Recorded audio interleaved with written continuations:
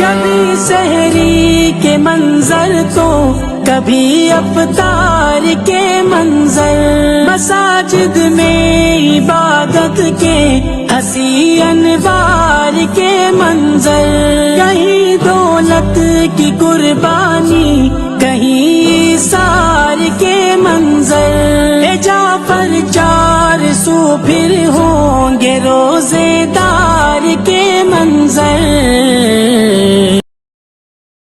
کے وقت جہنم سے آزادی۔ عن ابی امامۃ رضی اللہ عنہ عن النبی صلی اللہ علیہ وسلم قال ان للہ عز وجل عند کل فطر عتقاء۔ ابو امامہ رضی اللہ عنہ سے روایت ہے، نبی کریم صلی اللہ علیہ وسلم نے فرمایا، ہر روز افطاری کے وقت اللہ تعالیٰ اپنے بندوں کو جہنم سے آزاد فرماتا ہے۔ مسند احمد، حدیث نمبر 3718۔